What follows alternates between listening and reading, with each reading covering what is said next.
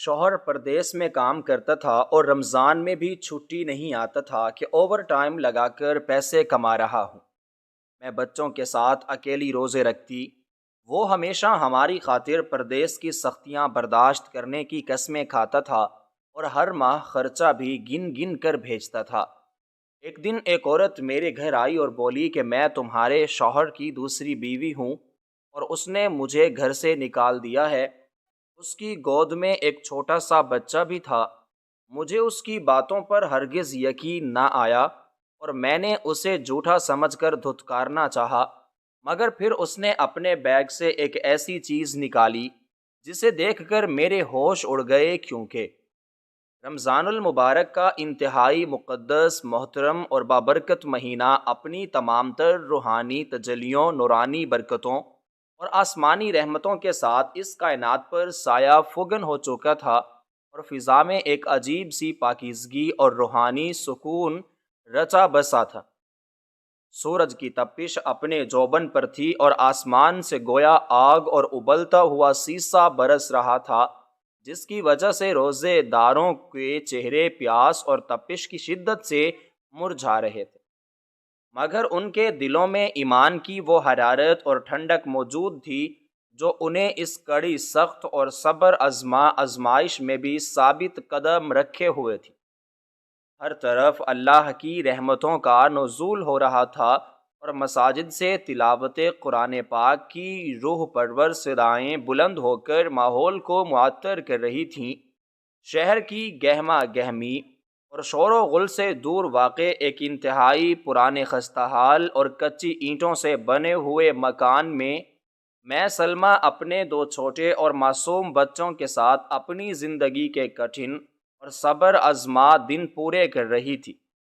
میرا شوہر طارق پچھلے کئی سالوں سے روزگار کی تلاش میں پردیس میں مقیم تھا اور دن رات مشقت کر کے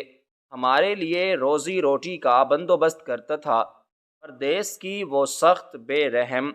اور تنہائی سے بھری زندگی اس نے صرف اور صرف ہماری خاطر اور ہمارے مستقبل کے لیے اختیار کی تھی۔ وہ ہر سال جب بھی عید بقر، عید رمضان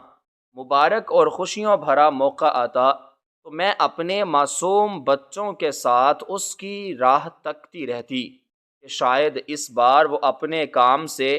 کچھ دنوں کی مہلت لے کر ہمارے پاس آ جائے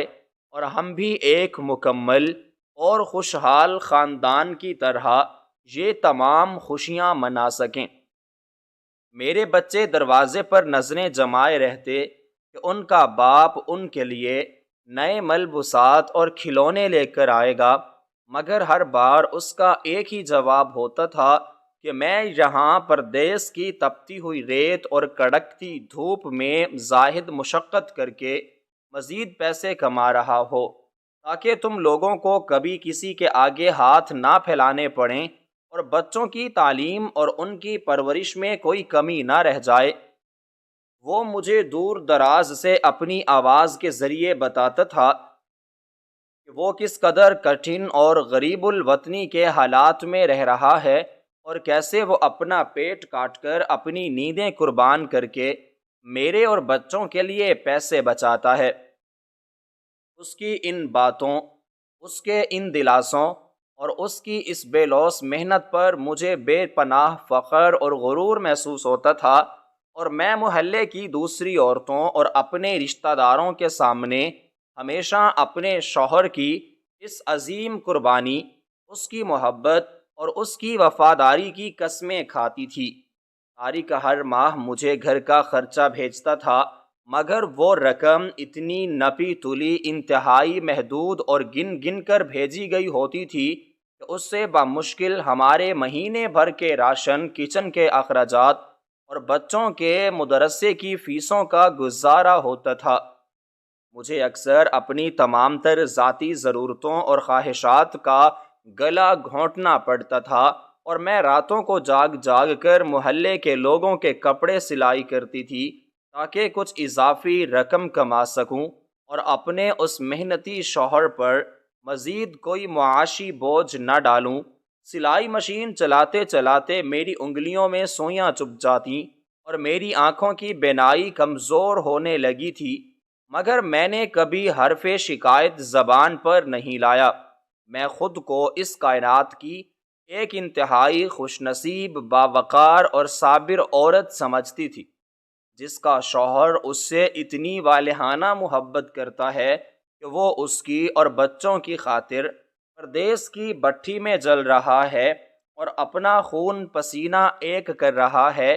میری زندگی بس اسی ایک مکان کی چار دیواری، اس کے کچے صحن، میرے بچوں کی معصوم باتوں اور طارق کے ان جھوٹے مگر میٹھے دلاسوں کے گرد گھومتی رہتی تھی۔ میں روزانہ سحری کے وقت سب سے پہلے اٹھ کر بچوں کے لیے لکڑیوں کے چولہے پر کھانا بناتی اور پھر دن بھر اس شدید ترین قیامت خیز گرمی میں گھر کے تمام بھاری کام کاج اپنے ہاتھوں سے کرتی۔ روزے کی حالت میں پیاس سے میرا گلا سوکھ کر کانٹا ہو جاتا اور کمزوری سے میری ٹانگیں لرزنے لگتیں، مگر جب بھی میں طارق کی اس مشقت اور اس کے اس زائد کام کا سوچتی تو میرے اندر ایک نئی ہمت، ایک نیا حوصلہ اور ایک عجیب سی روحانی طاقت پیدا ہو جاتی، اور میں اپنے رب کے حضور سجدے میں گر کر اپنے شوہر کی سلامتی اور اس کی درازی عمر کی دعائیں مانگتی۔ یہ رمضان کے درمیانی عشرے کا ایک انتہائی طویل، گرم اور حبس زدہ دن تھا۔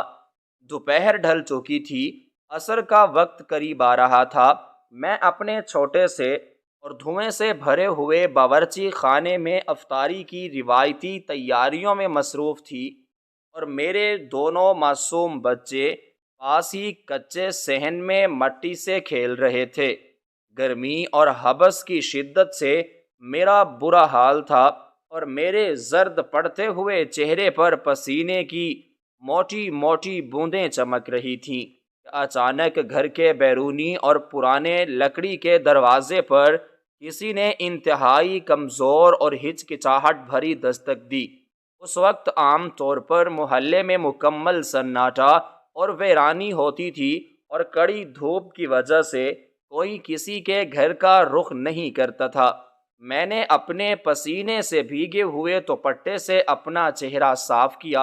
اور انتہائی تھکے ہوئے اور بوجھل قدموں کے ساتھ اس دروازے کی طرف بڑھی۔ میں نے دل ہی دل میں سوچا کہ شاید محلے کی کوئی غریب عورت کوئی روزمرہ کی چیز مانگنے آئی ہوگی، یا کوئی مسافر بھکاری ہوگا جسے اس روزے کی حالت میں شدید پیاس لگی ہوگی۔ میں نے اپنے کانپتے ہاتھوں سے دروازے کی زنگ آلود کنڈی کھولی تو سامنے کا ہولناک اور حیرت انگیز منظر دیکھ کر میں ایک لمحے کے لیے پتھر کی مورتی بن کر ٹھٹک کر رہ گئی۔ دروازے کی چوکھٹ پر ایک انتہائی خستہ حال، پریشان حال اور غموں سے نڈھال سی اجنبی عورت کھڑی تھی، جس کے کپڑے دھول اور سفر کی گرد سے بری طرح اٹے ہوئے تھے، اور اس کا چہرہ کسی انتہائی گہرے دکھ، کسی ناقابل بیان اذیت اور ایک طویل قرب کی واضح غمازی کر رہا تھا۔ اس اجنبی عورت کی گود میں ایک چھوٹا سا معصوم اور کمزور بچہ بھی تھا، جو گرمی، پیاس اور شاید شدید بھوک کی وجہ سے مسلسل اور انتہائی دردناک آواز میں رو رہا تھا۔ اس عورت کی حالت اتنی درگروں اور قابل رحم تھی کہ مجھے اس پر شدید ترس آ گیا اور میری ممتا جاگ اٹھی۔ اس نے انتہائی لرزتی، کانپتی اور خشک ہونٹوں کے ساتھ مجھ سے پینے کے لیے پانی کا ایک پیالہ مانگا۔ میں نے بغیر کوئی سوال کیے فوراً اسے اندر کچے صحن میں بلا لیا اور اسے ایک پرانی ٹوٹی ہوئی چارپائی پر بٹھا کر اندر مٹی کے گھڑے سے ٹھنڈا پانی لا کر دیا۔ اس نے انتہائی بے تابی اور ایک ہی سانس میں وہ سارا پانی پی لیا، اور پھر اپنے روتے ہوئے اور بلکتے ہوئے بچے کے چہرے پر پانی کے چھینٹے مار کر اسے چپ کرانے لگی۔ میں وہیں پاس کھڑی انتہائی حیرت اور ہمدردی سے اسے دیکھ رہی تھی۔ میں نے انتہائی نرمی اور شائستگی سے اس سے پوچھا کہ وہ کون ہے، کہاں سے آئی ہے، اور اس شدید ترین دھوپ اور گرمی میں اس طرح اس ویران اور سنسان گلی میں کس شخص کو تلاش کر رہی ہے۔ اس نے پانی کا خالی پیالہ چارپائی پر رکھا اور میری طرف ایک انتہائی عجیب پر اسرار اور گہری نظر سے دیکھا، جس میں بیک وقت دکھ، شرمندگی، مجبوری اور ایک نامعلوم سی ہچکچاہٹ چھپی ہوئی تھی۔ اس نے اپنا خشک اور دکھتا ہوا گلا صاف کیا اور پھر اس کے کانپتے ہوئے ہونٹوں سے جو الفاظ ادا ہوئے، انہوں نے میرے پرسکون اور صابر وجود پر کسی قیامت خیز آسمانی بجلی اور ہولناک زلزلے کی طرح وار کیا۔ اس نے مجھے مخاطب کر کے انتہائی دھیمی مگر واضح آواز میں کہا کہ تم سلمیٰ ہو نا، پردیس میں کمانے والے طارق کی پہلی بیوی۔ میں نے اس کے منہ سے اپنے شوہر کا نام سن کر انتہائی حیرت اور کچھ انجانی سی مسکراہٹ سے اس بات میں سر ہلایا تو اس نے ایک گہرا اور بوجھل سانس لیا اور زارو قطار روتے ہوئے بولی کہ میں تمہارے شوہر طارق کی دوسری منکوحہ بیوی ہوں۔ اس ظالم اور بے رحم انسان نے مجھ سے میری زندگی کی ہر چیز چھین کر مجھے اور میرے اس معصوم بچے کو گھر سے دھکے دے کر سڑک پر نکال دیا ہے۔ اس عورت کے یہ چند گنے چنے الفاظ میرے کانوں میں پگھلے ہوئے اور ابلتے ہوئے شیشے کی طرح اترے اور مجھے ایسا محسوس ہوا جیسے میرے دماغ کی رگیں کسی نے پوری طاقت سے کھینچ کر توڑ دی ہوں۔ میرے ارد گرد کی وہ تمام مانوس دنیا، میرا وہ کچا صحن اور میرے وہ بچے ایک لمحے کے لیے میری آنکھوں کے سامنے تیزی سے گھوم گئے اور مجھے اپنے پیروں تلے سے وہ کچی اور مضبوط زمین سرکتی ہوئی محسوس ہوئی۔ میری چلتی ہوئی سانسیں میرے خشک گلے میں کسی کانٹے کی طرح اٹک گئیں اور میں مکمل طور پر پھٹی پھٹی اور بے یقینی سے بھری آنکھوں سے اس عورت اور اس کی گود میں موجود اس بلکتے ہوئے بچے کو دیکھنے لگی۔ میں نے غیر ارادی طور پر اس روتے ہوئے بچے کے معصوم چہرے پر انتہائی غور اور باریک بینی سے دیکھا تو میرے اندر ایک ہولناک زلزلہ اور طوفان برپا ہو گیا، کیونکہ اس چھوٹے سے بچے کے چہرے کے خد و خال، اس کی گہری آنکھیں، اس کی چوڑی پیشانی اور اس کے ہونٹوں کی بناوٹ بالکل ہو بہو میرے شوہر طارق سے ملتی تھی، جیسے کسی نے طارق کا بچپن لا کر میرے سامنے بٹھا دیا ہو، مگر میرا صابر دل اور میرا وفادار ذہن اس ہولناک، بھیانک اور قیامت خیز سچائی کو کسی بھی صورت قبول کرنے اور ماننے کے لیے ہرگز تیار نہیں تھا۔ وہ شوہر جس کی ایمانداری، جس کی شرافت اور جس کی کڑی مشقت پر میں اپنی جان تک چھڑکتی تھی، وہ شوہر جو پردیس کی گرم ریت پر اور پرائی زمین پر زائد مشقت لگا کر خون پسینہ ایک کر رہا تھا اور جس کے پاس اپنے سگے بچوں کی عید کے کپڑے بنانے کے لیے بھی اضافی اور زائد پیسے نہیں ہوتے تھے، وہ بھلا کیسے میری پیٹھ پیچھے دوسری شادی کر سکتا تھا؟ یہ تو میرے لیے بالکل ناممکن، ناقابل فہم اور محال بات تھی۔ میرا وہ ابتدائی صدمہ اور وہ گہری حیرت چند ہی لمحوں میں ایک انتہائی شدید بھڑکتے ہوئے اور بے قابو غصے میں تبدیل ہو گئی۔ میں نے اپنے ذہن میں اس عورت کو ایک انتہائی جھوٹی، مکار، چلاک اور کسی کا بستا ہوا گھر توڑنے والی بد کردار عورت سمجھا، جو محض میرے اس ہنستی کھیلتی اور پرسکون غریبانہ زندگی میں زہر گھولنے اور مجھے میرے نوک شہر سے بدگمان کرنے آئی تھی۔ میں اپنی جگہ سے انتہائی غصے اور جلال سے کھڑی ہو گئی اور میں نے اس پر پوری طاقت سے چلانا اور گرجنا شروع کر دیا کہ تم ہو کون، کہاں سے آئی ہو، اور یہ کیا غلیظ، بیہودہ اور شرمناک مذاق کر رہی ہو؟ میرا شوہر طارق ایک انتہائی شریف، باوقار، محنتی اور غریب انسان ہے جو 7 سمندر پار اپنے بچوں کے روشن مستقبل کے لیے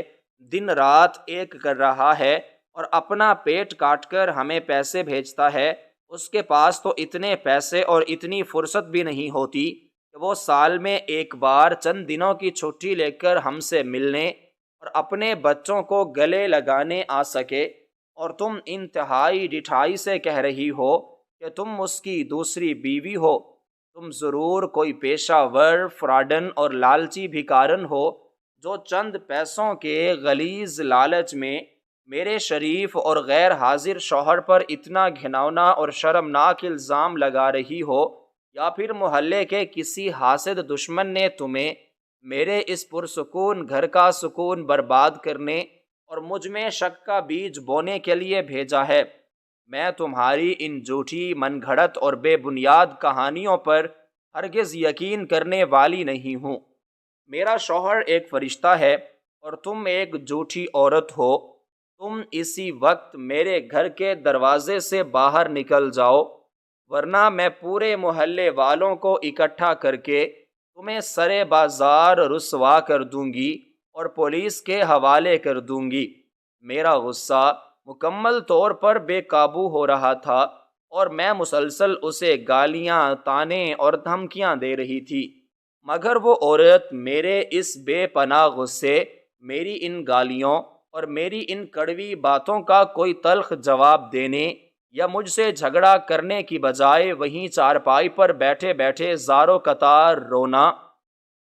اور سسکیاں لینا شروع ہو گئی۔ اس کا دکھ اور اس کی بے بسی بالکل سچی اور قدرتی لگ رہی تھی۔ اس نے اپنے میلے دوپٹے سے اپنے آنسو پونچھے اور انتہائی دردناک سسکی لیتی ہوئی اور گلگیر آواز میں مجھے حقیقت بتانا شروع کی اور بولی کہ اے سلمیٰ، میں کوئی فراڈن، مکار یا جھوٹی عورت نہیں ہوں، اور نہ ہی تمہارا شوہر تارک پردیس میں کوئی مشقت یا زائد وقت لگا کر مزدوری کر رہا ہے۔ وہ پچھلے کئی سالوں سے پردیس گیا ہی نہیں ہے، وہ تو اپنے سارے جھوٹے کاغذات بنوا کر اسی شہر کے ایک دوسرے کونے میں مقیم ہے، اور اس نے مجھ سے دھوکے سے شادی کی تھی۔ وہ کوئی غریب یا محنتی مزدور نہیں، بلکہ جوئے، قمار بازی اور بیہودہ محفلوں کی لت میں مبتلا ایک انتہائی ظالم، سفاک اور دھوکے باز انسان ہے۔ اس نے مجھے بھی تمہاری طرح مسلسل دھوکے اور اندھیرے میں رکھا اور میری مجبوری کا فائدہ اٹھا کر میرے سارے آبائی زیورات، میری زمین کا ٹکڑا اور میری زندگی بھر کی جمع پونجی اپنے اس غلیظ جوئے اور اپنی ان بیہودہ عیاشیوں میں پانی کی طرح اڑا دی، اور جب میرے پاس اسے دینے کے لیے کوئی ایک پیسہ بھی نہ بچا اور میں مکمل طور پر کنگال ہو گئی، تو اس نے میرے رونے اور گڑ گڑانے کے باوجود مجھے اس معصوم بچے سمیت گھر سے دھکے دے کر اور مار پیٹ کر سڑک پر نکال دیا۔ میں پچھلے کئی دنوں سے در در کی ٹھوکریں کھا رہی ہوں، راتیں سڑکوں پر گزار رہی ہوں، اور آخر کار بڑی مشکل سے محلے والوں سے پوچھتے پوچھتے تمہارا یہ پرانا پتہ ڈھونڈ کر تمہارے پاس اس لیے آئی ہوں تاکہ تمہیں اس ظالم انسان کی اصل بھیانک حقیقت بتا سکوں اور تمہیں اس کی ان مکاریوں سے خبردار کر سکوں۔ اس عورت کی ان ہولناک اور دل دہلا دینے والی باتوں نے میرے اندر کے غصے اور میری جلسا دینے والی کیفیت کو مزید بھڑکا دیا، اور میں نے اسے پاگل، ذہنی مریضہ اور ایک پیشہ ور جھوٹی عورت قرار دیتے ہوئے آگے بڑھ کر اس کا کمزور بازو سختی سے پکڑا اور اسے گھر کے کچے صحن سے صدر دروازے کی طرف بے دردی سے دھکیلنا شروع کیا۔ میں نے روتے اور چلاتے ہوئے کہا کہ تم سراسر بکواس کر رہی ہو۔ میرا شوہر ہر مہینے مجھے باقاعدگی سے پیسے بھیجتا ہے اور میں روزانہ اس سے دور دراز کی آواز کے ذریعے بات کرتی ہوں۔ وہ مجھ سے کبھی اتنا بڑا اور گھناؤنا جھوٹ نہیں بول سکتا۔ تم میرے گھر سے ہمیشہ کے لیے دفع ہو جاؤ اور آج کے بعد اس گلی کا کبھی رخ مت کرنا۔ میں اسے مسلسل دھکے دے کر دروازے کی دہلیز تک لے آئی تھی اور بس اسے باہر نکال کر دروازہ سختی سے بند کرنے ہی والی تھی کہ اس نے زمین پر گرتے گرتے اپنے کندھے پر لٹکے ہوئے اس پرانے میلے اور خستہ حال کپڑے کے تھیلے کو اپنے کانپتے اور لرزتے ہاتھوں سے انتہائی مضبوطی سے پکڑ لیا اور انتہائی بے بسی، مایوسی اور ایک آخری امید کے عالم میں روتے ہوئے مجھ سے چلا کر کہا کہ تم میری زبانی باتوں پر بالکل یقین مت کرو سلمیٰ، میں بخوبی جانتی ہوں کہ کسی بھی محبت کرنے والی اور وفادار عورت کے لیے اپنے شوہر کی اس ہولناک اور بھیانک حقیقت کو ماننا موت کے گھونٹ پینے سے کم نہیں ہوتا۔ میں بھی تمہاری طرح اس کے اس میٹھے دھوکے اور اس کی اداکاری کا شکار رہی ہوں، مگر میرے پاس اس ظالم اور دھوکے باز شخص کا ایک ایسا بھیانک لرزہ خیز اور ناقابل تردید ثبوت موجود ہے جسے دیکھ کر میرے دماغ کے تمام جالے، تمہارے سارے وہم اور تمہارا وہ سارا اندھا یقین ہمیشہ کے لیے ٹوٹ کر بکھر جائے گا جو تم نے اس دھوکے باز کی جھوٹی قسموں پر کر رکھا ہے۔ اس نے اپنا وہ پرانا اور میلا تھیلا اپنے گھٹنوں پر رکھا اور اس کی زپ اپنے کانپتے ہاتھوں سے کھولنا شروع کی۔ اس کے ہاتھ اس قدر بری طرح لرز رہے تھے کہ زپ کھولنے میں اسے دشواری ہو رہی تھی اور اس کی سرخ آنکھوں سے گرم آنسو مسلسل اس تھیلے کے کپڑے پر گر کر اسے بھگو رہے تھے۔ میں جو اپنے غصے سے پاگل ہو رہی تھی اور اسے ہر صورت باہر نکالنے کے لیے بے تاب تھی، اس کی اس انتہائی پر اعتماد اور خوفناک حرکت پر ایک لمحے کے لیے رک گئی اور میرے دل میں ایک انتہائی پر اسرار سا خوف، ایک اندیشہ اور ایک انجانا سا وسوسہ پیدا ہونے لگا جس نے میرے قدموں کو وہیں جما دیا۔ میں نے اپنے دل میں سوچا کہ آخر اس غریب اور خستہ حال عورت کے پاس ایسا کون سا سرکاری یا تحریری ثبوت ہے جو مجھے میرے اپنے شوہر طارق کے خلاف کر دے گا، اور وہ اتنے غیر متزلزل اعتماد اور یقین سے یہ بات کیوں کہہ رہی ہے۔ میں نے اپنے دونوں بچوں کو جو صحن کے ایک کونے میں سہمے ہوئے حیرت اور ڈر سے یہ سارا تماشا دیکھ رہے تھے، انہیں اندر تاریک کمرے میں جانے کا سخت اشارہ کیا اور خود اس اجنبی عورت کے بالکل سامنے کھڑی ہو کر اس کے اس پرانے تھیلے کی طرف نظریں گاڑ کر دیکھنے لگی۔ میرے دل کی دھڑکنیں اس قدر تیز اور بے قابو ہو چکی تھیں کہ مجھے اپنے ہی کانوں میں ان کی گونج اور شور سنائی دے رہا تھا، اور میرا روزے اور گرمی سے سوکھا ہوا حلق اب خوف کی وجہ سے مزید خشک ہو کر کانٹا بن گیا تھا۔ اس عورت نے اپنے اس میلے تھیلے کے اندر اپنا ہانپتا ہوا ہاتھ ڈالا اور اس کے مختلف اندرونی خانوں کو جلدی جلدی ٹٹولنے لگی۔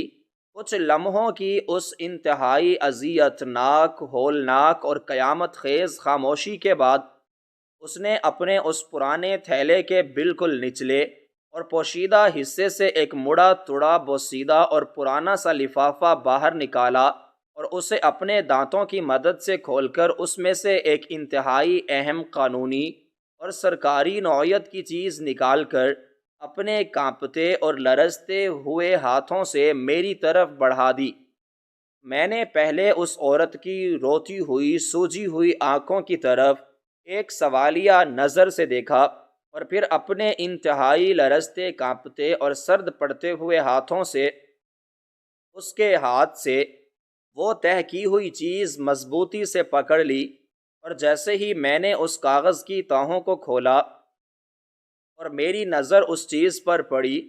اور میں نے اس پر لکھی ہوئی وہ سیاہ تحریر اور اس پر موجود ان سرکاری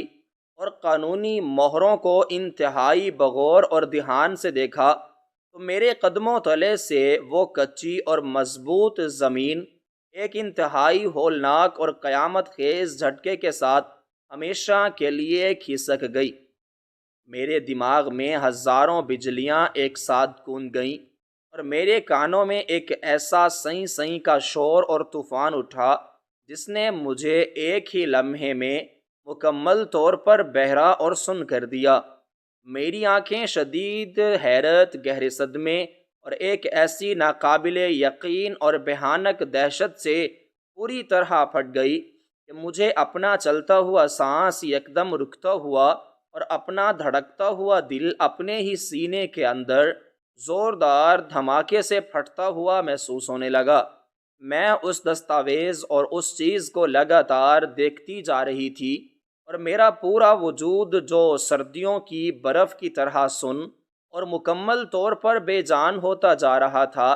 کیونکہ اس میلے اور خستہ حال تھیلے سے نکلنے والی وہ چیز کوئی عام کاغذ، کوئی معمولی تحریر یا کوئی جھوٹا خط نہیں تھا، بلکہ وہ ایک ایسا انتہائی خوفناک، لرزاں خیز اور بھیانک سچ تھا جس نے میری زندگی کے اس تمام تر جھوٹے اور کھوکھلے سائبان کو، میری ان ساری قربانیوں کو اور میری اس وفاداری کو ایک ہی لمحے میں جڑ سے اکھاڑ کر کسی ہولناک طوفان کی طرح ہوا میں اڑا دیا تھا، اور میں بت بنی پتھر کی مورتی کی طرح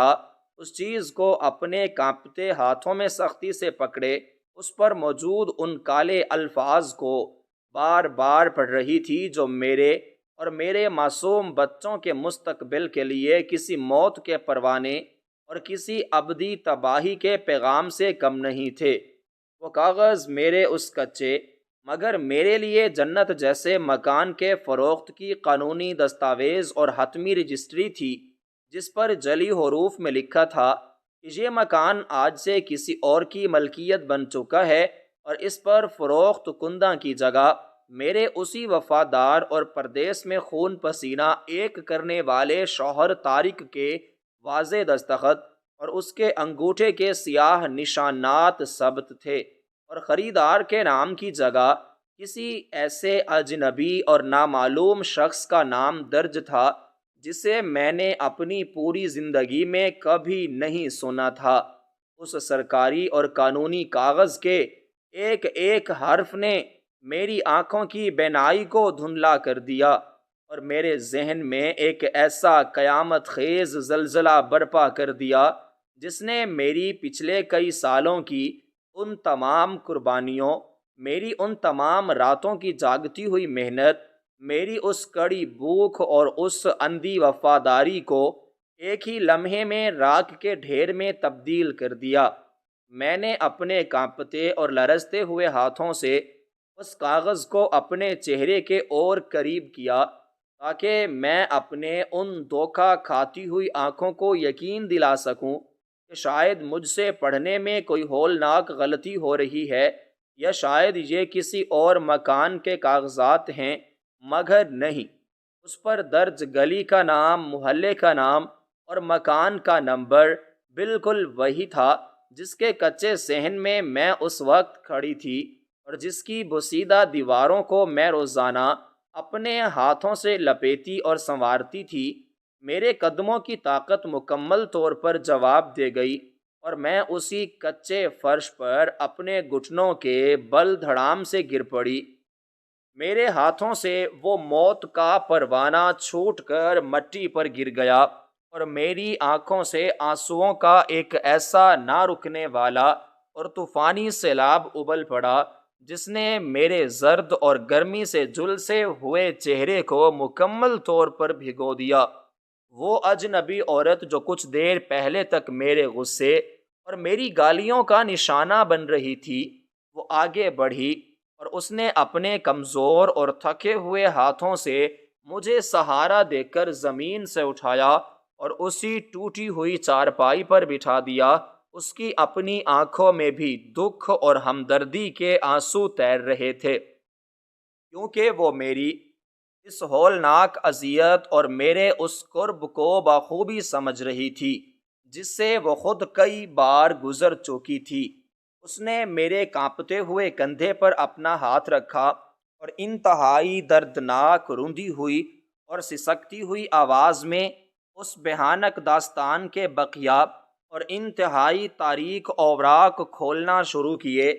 جو میرے اس دھوکے باز شوہر نے ہم دونوں عورتوں کی زندگیوں کی تباہی سے لکھے تھے۔ اس نے روتے ہوئے مجھے بتایا کہ سلمیٰ، تمہارا وہ شوہر جسے تم دیوتا سمجھ کر اس کی پوجا کرتی ہو اور جس کی خاطر تم روزے رکھ کر اور بھوکی پیاسی رہ کر لوگوں کے کپڑے سلائی کرتی ہو، وہ ایک انتہائی غلیظ، مکروہ اور ہوس پرست درندہ ہے۔ وہ کبھی بھی رزق حلال کمانے کے لیے پردیس نہیں گیا، بلکہ اس نے شروع سے ہی جوئے اور حرام کی کمائی کا وہ طریق راستہ چن لیا تھا جو انسان کو سیدھا تباہی اور جہنم کے گھڑے میں گرا دیتا ہے۔ اس نے اسی شہر کے ایک انتہائی گنجان آباد اور پر رونق علاقے میں مجھ سے اپنے آپ کو ایک بڑا اور کامیاب تاجر ظاہر کر کے شادی کی تھی،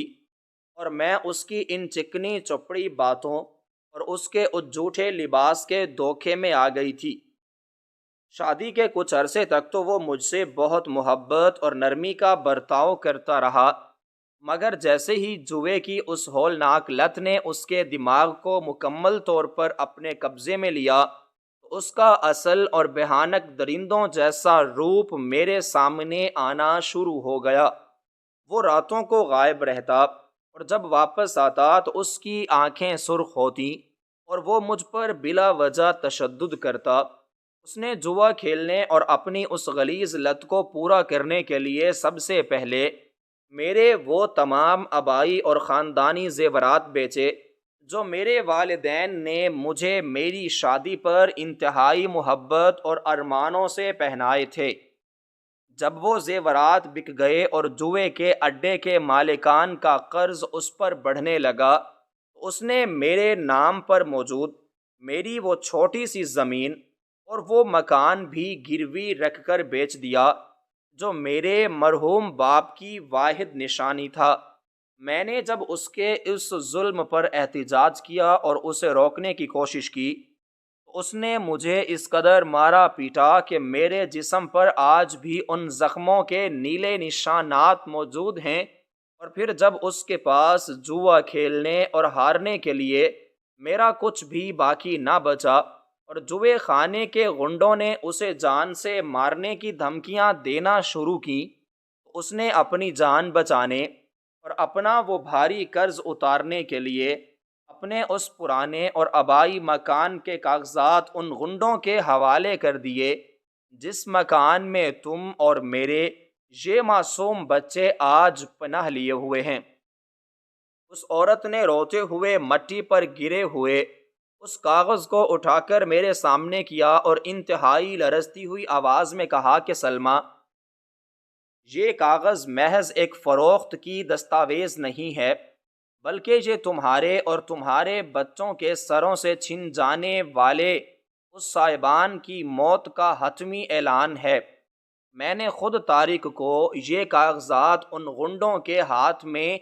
دیتے ہوئے دیکھا تھا، اور میں نے ان کی وہ ہولناک اور بھیانک شرط بھی اپنے کانوں سے سنی تھی جس میں طارق نے ان سے وعدہ کیا تھا کہ وہ اس مکان کو مکمل طور پر خالی کروا کر کل صبح سویرے ان کے حوالے کر دے گا۔ اور تم جانتی ہو کہ طارق نے ان غنڈوں سے کیا کہا تھا؟ طارق نے ان سے کہا تھا کہ اس مکان میں رہنے والی عورت اس کی کوئی نہیں ہے، اور وہ خود آ کر اسے دھکے دے کر باہر نکال دے گا تاکہ وہ مکان پر بآسانی قبضہ کر سکیں۔ میں یہ سن کر خوف سے کانپ اٹھی، اور جب میں نے طارق کے قدموں میں گر کر اسے اس ظلم سے روکنے اور تمہارے ان معصوم بچوں پر رحم کھانے کی بھیک مانگی، اس نے مجھے اور میرے اس بلکتے ہوئے بچے کو بالوں سے پکڑ کر اس جوا خانے سے باہر سڑک پر پھینک دیا اور مجھ سے ہمیشہ کے لیے رشتہ توڑ لیا۔ سلمیٰ، میں پچھلے 2 دن سے بھوکی پیاسی سڑکوں پر راتیں گزار کر محض تمہیں یہ خبردار کرنے اور اس ظالم شخص کی اس مکاری سے بچانے کے لیے تمہارے پاس آئی ہوں، کیونکہ کل صبح وہ غنڈے اور اس مکان کا وہ نیا خریدار اپنے تمام کارندوں کے ساتھ اس مکان پر قبضہ کرنے اور تمہیں سڑک پر پھینکنے کے لیے آنے والے ہیں۔ اس عورت کی یہ تمام تر ہولناک، ہوش ربا اور قیامت خیز داستان سن کر میرا وجود ایک بے جان اور پتھر کی مورت میں تبدیل ہو چکا تھا۔ میرے اندر رونے، چیخنے یا ماتم کرنے کی کوئی سکت اور کوئی طاقت باقی نہیں رہی تھی۔ میں صرف اپنی پھٹی ہوئی اور پتھرا جانے والی آنکھوں سے اپنے ان دو معصوم اور چھوٹے چھوٹے بچوں کو دیکھ رہی تھی جو اندر تاریک کمرے کی چوکھٹ پر کھڑے ڈرے ہوئے اور سہمے ہوئے انداز میں اس روتی ہوئی عورت کو اور میری اس ہولناک حالت کو دیکھ رہے تھے۔ مجھے ان بچوں کے وہ معصوم چہرے اس وقت کسی مقتل گاہ میں کھڑے ان بے بس قیدیوں کی طرح لگ رہے تھے جنہیں صبح ہوتے ہی موت اور تباہی کے حوالے کیا جانے والا تھا۔ میرا وہ شوہر جسے میں نے اپنا غرور، اپنا سائبان اور اپنا خدا بنا رکھا تھا، جس کی ایک مسکراہٹ اور فون پر کی گئی چند میٹھی باتوں کے بدلے میں نے اپنی جوانی، اپنی خوبصورتی، اپنی نیندیں اور اپنی تمام تر خواہشات کو اس کچے مکان کی ان بوسیدہ دیواروں میں دفن کر دیا تھا۔ اس نے میرے اور میرے بچوں کے سروں سے وہ آخری چھت بھی چھین لی تھی اور ہمیں سڑک کے کتوں کے رحم و کرم پر چھوڑ دیا تھا۔ میرے کانوں میں طارق کی وہ پرانی اور جھوٹی قسمیں، وہ وعدے اور اس کی وہ تمام چکنی چپڑی باتیں گونجنے لگیں جب وہ مجھ سے کہتا تھا کہ سلمیٰ، میں یہاں پردیس کی سختیاں صرف تمہارے لیے برداشت کر رہا ہوں، اور بہت جلد ہم ایک بہت بڑا اور شاندار مکان لے کر اس کچی بستی سے نکل جائیں گے۔ وہ سب محض ایک بہت بڑا اور گھناؤنا سراب تھا، ایک ایسا غلیظ دھوکہ جس نے میری پوری زندگی کو دیمک کی طرح چاٹ کر کھوکھلا کر دیا تھا۔ اور آج جب اس جھوٹ کے اس ہولناک محل کی دیواریں گری تھیں تو اس کے نیچے دب کر میری وہ تمام اندھی وفاداری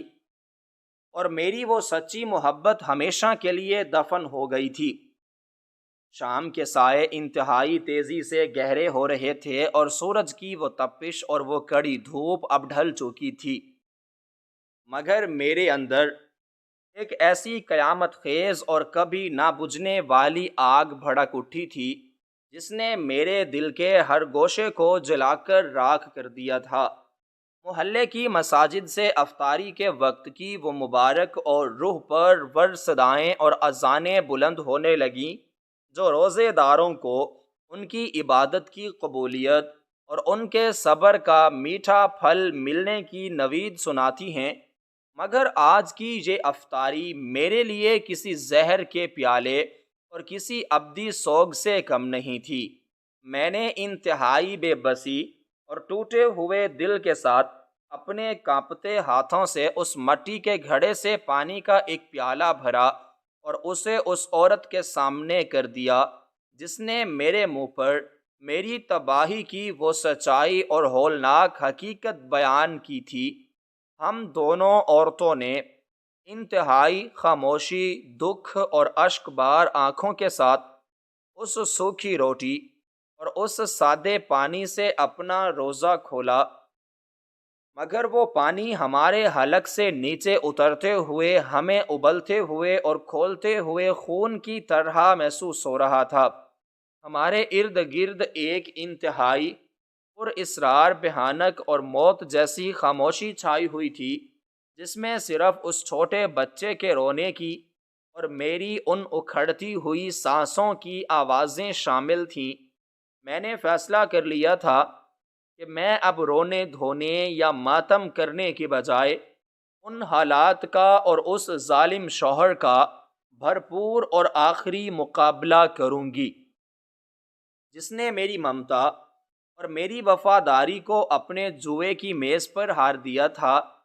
میں نے اپنے بچوں کو اپنے قریب بلایا اور انہیں اپنے سینے سے لگا کر انتہائی مضبوطی سے بھینچ لیا۔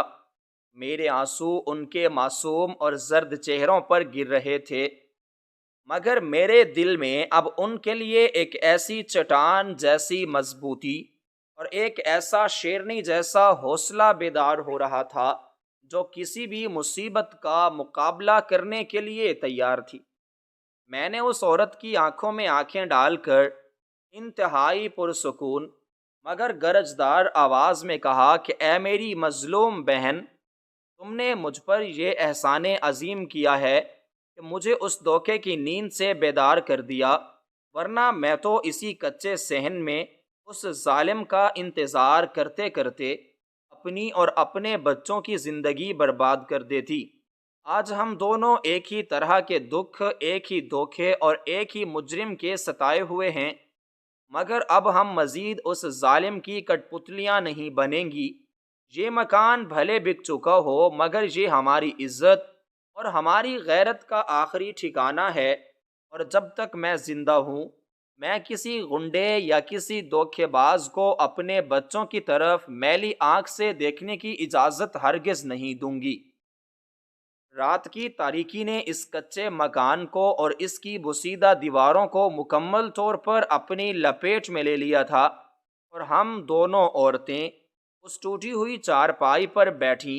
صبح کے اس ہولناک اور قیامت خیز سورج کے طلوع ہونے کا انتہائی بے چینی اور خوف کے ساتھ انتظار کر رہی تھیں، جس کے ساتھ ہی ہمارے مستقبل اور ہمارے اس سائبان کا آخری اور حتمی فیصلہ ہونے والا تھا۔ اچانک آدھی رات کے اس گپ اندھیرے اور سنسان پہر میں ہمارے اس مکان کے بیرونی دروازے پر انتہائی زوردار، ہولناک اور وحشیانہ دستک ہوئی، اور کسی نے باہر سے اس دروازے کو انتہائی بے دردی سے پیٹنا شروع کر دیا۔ ساتھ ہی ایک انتہائی کرخت، غضبناک اور جانی پہچانی آواز بلند ہوئی جو ہمیں دروازہ کھولنے اور باہر نکلنے کا سخت اور ظالمانہ حکم دے رہی تھی۔ یہ آواز کسی اور کی نہیں بلکہ میرے اسی دھوکے باز، ظالم اور ہوس پرست شوہر طارق کی تھی، جو اپنے ان جوا خانے کے غنڈوں اور اس نئے خریدار سے پہلے ہی ہمیں اس مکان سے نکالنے اور اپنے اس گھناؤنے جرم کو چھپانے کے لیے وہاں پہنچ چکا تھا۔ دروازے پر پڑنے والی ان زوردار ضربوں اور طارق کی اس وحشیانہ آواز کو سن کر وہ عورت خوف سے کانپنے لگی، اور اس نے اپنے بچے کو اپنے سینے سے لگا لیا، مگر میں اپنی جگہ سے انتہائی سکون اور ایک عجیب سے غضبناک جلال کے ساتھ اٹھی۔ میرے اندر کا وہ تمام خوف، وہ اندھی محبت اور وہ ساری وفاداری مکمل طور پر مر چکی تھی، اور اس کی جگہ ایک انتہائی طاقتور، بے خوف اور بپھری ہوئی ماں نے لے لی تھی۔ میں نے اپنے دونوں بچوں کو اس کمرے کے ایک محفوظ کونے میں بٹھایا اور انتہائی مضبوط اور مستحکم قدموں کے ساتھ چلتی ہوئی اس دروازے کی طرف بڑھی۔ میں نے اپنے ہاتھوں میں وہ پرانی اور بھاری لکڑی کی لاٹھی مضبوطی سے پکڑ لی جو ہم اکثر دروازے کے پیچھے حفاظت کے لیے رکھتے تھے۔ میں نے دروازے کی کنڈی کھولی تو سامنے طارق کھڑا تھا، جس کے چہرے پر وحشت، غصہ اور بے حسی آیا تھی۔ اس کے کپڑے میلے اور الجھے ہوئے تھے، اور اس کی آنکھوں میں ایک درندے جیسی اور سرخ چمک تھی۔ اس نے مجھے دیکھتے ہی گرجدار آواز میں چلانا شروع کر دیا اور مجھے گالیاں دیتے ہوئے کہنے لگا کہ تم ابھی تک اس مکان میں کیا کر رہی ہو؟ میں نے تمہیں دور سے بتایا تھا کہ میں ایک بہت بڑی مشکل میں پھنس گیا ہوں، اور میں نے یہ مکان اپنے ایک دوست کو بیچ دیا ہے۔ تم فوراً اپنا سامان باندھو اور بچوں کو لے کر اس مکان سے نکل جاؤ، ورنہ وہ خریدار تمہیں دھکے دے کر باہر نکال دے گا۔ میں نے ایک نیا مکان کرائے پر لیا ہے، ہم وہاں منتقل ہو جائیں گے۔ وہ مسلسل اپنے اس جھوٹ، اپنی اس مکاری اور اپنے اس غلیظ فریب کا جال بن رہا تھا، مگر وہ اس بات سے قطعی طور پر لا علم تھا کہ اس کی دوسری بیوی اور اس کا وہ تمام تر بھیانک اور ہولناک سچ میرے سامنے مکمل طور پر بے نقاب ہو چکا ہے، میں نے اس کی ان جھوٹی باتوں کو مکمل خاموشی اور انتہائی سرد اور حقارت بھری نظر کے ساتھ سنا، اور پھر میں نے دروازے کو پورا کھول دیا اور اسے اندر صحن کی طرف اشارہ کیا۔ جیسے ہی طارق کی نظر اندر چارپائی پر بیٹھی ہوئی اس دوسری عورت اور اس کی گود میں موجود اس چھوٹے سے بچے پر پڑی، تو اس کے چہرے کا رنگ ایک ہی لمحے میں موت کی زردی اور سفیدی میں تبدیل ہو گیا۔ اس کی آنکھیں حیرت، صدمے اور خوف سے پوری طرح پھٹ گئیں، اور اس کی وہ ساری گرجدار اور وحشیانہ آواز اس کے گلے میں کسی کانٹے کی طرح اٹک گئی۔ اسے ایسا محسوس ہوا جیسے اس پر اچانک کسی نے آسمان سے کوئی ہولناک بجلی گرا دی ہو، اور اس کی وہ تمام چالاکیاں، اس کے وہ سارے جھوٹے وعدے اور اس کا وہ سارا گھناؤنا اور شرمناک کھیل اس کچے صحن میں مکمل طور پر زمین بوس ہو گیا ہے۔ میں نے انتہائی غضبناک اور جلال بھری آواز میں اس کی آنکھوں میں آنکھیں ڈال کر چلاتے ہوئے کہا کہ کیا تم اس لیے مجھ سے یہ مکان خالی کروانا چاہتے تھے تاکہ تم اپنے اس جوے کے قرض اور اپنی اس ہوس کی قیمت کو چکا سکو؟ تم ایک شوہر اور ایک باپ کہلانے کے لائق نہیں ہو۔ تم ایک انتہائی غلیظ اور مکروہ انسان ہو جس نے پردیس اور مزدوری کے جھوٹے اور مقدس نام پر میری جوانی کو، میری وفا کو اور میرے بچوں کے مستقبل کو اپنے اس جوے کی تاریک میز پر داؤ پر لگا دیا۔ تم سمجھتے تھے کہ میں ہمیشہ تمہاری اس اندھی اور جھوٹی محبت میں قید رہ کر تمہارے ہر ظلم کو برداشت کرتی رہوں گی، مگر تم یہ بھول گئے تھے کہ ایک ماں جب اپنے بچوں پر آنے والی تباہی کو دیکھتی ہے، وہ ہر رشتے اور ہر وفا کی زنجیر کو توڑ کر ایک شیرنی بن جاتی ہے۔ میں نے تمہاری خاطر اپنے روزے رکھے، اپنی ضرورتیں ماریں اور لوگوں کے کپڑے سی کر اپنا گزارا کیا تاکہ تم پر بوجھ نہ پڑے،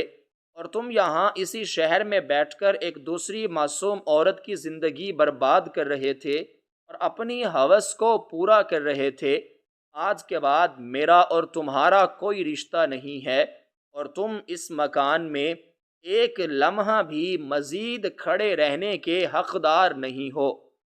میں نے آگے بڑھ کر اس غلیظ اور دھوکے باز انسان کے منہ پر ایک ایسا زوردار تماچا رسید کیا جس میں میری پچھلے کئی سالوں کی اذیت،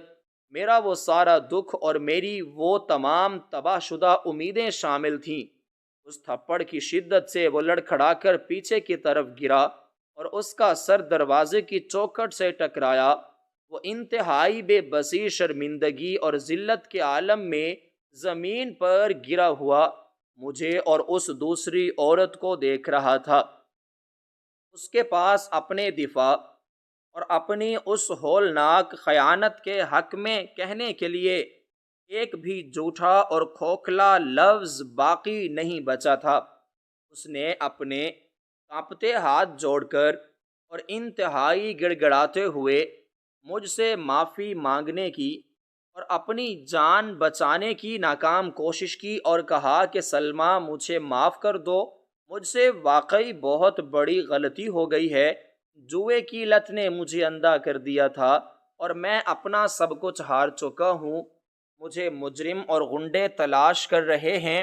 اگر تم نے مجھے یہاں سے نکال دیا تو وہ مجھے جان سے مار دیں گے۔ مجھے کچھ وقت کی پناہ دے دو، مگر میرے دل میں اب اس ظالم اور مفاد پرست درندے کے لیے ہمدردی، رحم یا ترس کا ایک چھوٹا سا اور معمولی قطرہ بھی موجود نہیں تھا۔ میں نے انتہائی حقارت، نفرت اور سرد مہری کے ساتھ اس کے قدموں کے پاس وہ پرانا اور مڑا توڑا کاغذ، یعنی اس فروخت کی وہ ہولناک دستاویز پھینکی، اور گرجدار آواز میں کہا کہ جس انسان نے اپنے بچوں کے سر سے ان کا اکلوتا اور آخری سائبان چھین لیا ہو، اسے پناہ مانگنے یا معافی کی بھیک مانگنے کا کوئی حق نہیں ہے۔ تم اسی وقت میرے اس کچے مکان کی دہلیز سے ہمیشہ کے لیے نکل جاؤ، ورنہ میں خود ان غنڈوں اور ان محلے والوں کو بلا کر تمہیں ان کے حوالے کر دوں گی اور انہیں بتا دوں گی کہ تم کس قدر غلیظ اور کالا دھندا کرتے ہو۔ طارق جانتا تھا کہ اب اس کے لیے یہاں رکنا موت کو دعوت دینے کے مترادف ہے، اور میری آنکھوں میں موجود وہ وحشت اور وہ سچائی اس بات کی گواہی دے رہی تھی کہ میں اب کسی بھی حد تک جا سکتی ہوں۔ وہ انتہائی ذلت، رسوائی اور شرمندگی کا بوجھ اپنے کندھوں پر اٹھائے لڑکھڑاتا اور گرتا پڑتا ہوا اس مکان کے دروازے سے باہر اس تاریک اور ویران گلی میں غائب ہو گیا، اور اپنے پیچھے اپنی تباہ کاریوں کا وہ ملبہ اور وہ دکھ چھوڑ گیا جسے اب مجھے سمیٹنا تھا۔ میں نے وہ بھیکاری دروازہ اندر سے مضبوط سے بند کیا، اس کی کنڈی لگا کر اس عورت کے پاس آ کر بیٹھ گئی۔ ہم دونوں جانتے تھے کہ صبح ہوتے ہی وہ خریدار اور وہ غنڈے اس مکان پر قبضہ کرنے کے لیے آئیں گے، اور ہم قانونی طور پر ان کا راستہ نہیں روک سکتے تھے۔ مگر میرے دل میں ایک انتہائی عجیب اور حیرت انگیز سکون اور ایک نئی طاقت بیدار ہو چکی تھی۔ میں نے ساری رات اپنی اس پرانی اور زنگ آلود سلائی مشین کو صاف کیا، اپنے بچوں کا وہ تھوڑا سا سامان اور ان کے کپڑے ایک پرانے بکسے میں جمع کیے، اور اس عورت کی بھی مدد کی تاکہ وہ بھی اپنے بچے کو سنبھال سکے۔ جیسے ہی صبح کی پہلی کرن اس کچے اور تاریک صحن میں نمودار ہوئی اور مؤذن نے فجر کی آواز دی، وہ روح پرور اور مقدس سزا بلند کی، تو میں نے اپنے رب کے حضور ایک طویل اور شکرانے کا سجدہ ادا کیا کہ اس نے مجھے ایک ایسے غلیظ اور جھوٹے رشتے سے آزاد کر دیا تھا جس کی بنیاد فریب اور ہوس پر رکھی گئی تھی۔ کچھ ہی دیر بعد اس مکان کے باہر ان غنڈوں اور اس نئے خریدار کی شور مچاتی ہوئی اور تکبر سے بھری ہوئی آوازیں سنائی دینے لگیں، جو دروازہ توڑنے اور ہمیں باہر پھینکنے کی تیاریاں کر رہے تھے، مگر اس سے پہلے کہ وہ اپنی طاقت کا مظاہرہ کرتے اور ہم پر ظلم کے پہاڑ توڑتے، میں نے خود انتہائی پروقار فخر اور جلال کے ساتھ اس کچے مکان کا وہ صدر دروازہ کھولا، اور ان کے سامنے ایک آہنی دیوار کی طرح تن کر کھڑی ہو گئی۔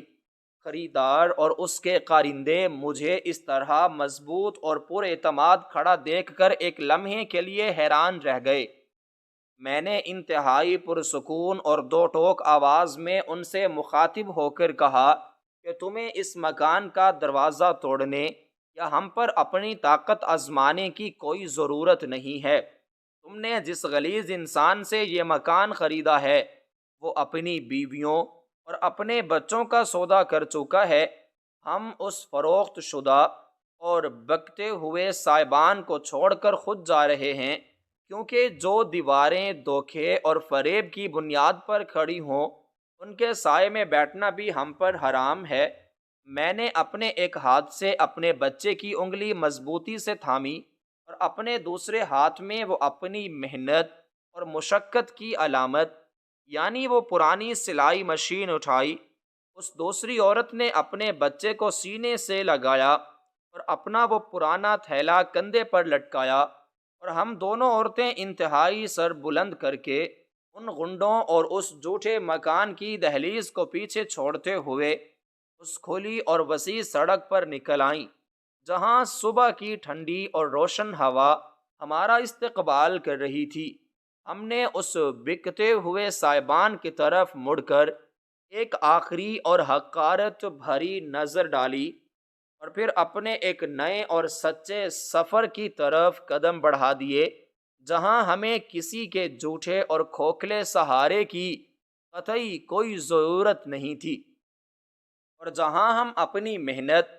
اور اپنے وقار کے بل بوتے پر اپنے بچوں کا نیا اور مضبوط سائبان تعمیر کرنے کا ایک اٹل اور مضبوط ارادہ کر چکی تھی، جو دنیا کے کسی جوئے اور کسی فریب کے ہاتھوں کبھی بکنے والا نہیں تھا۔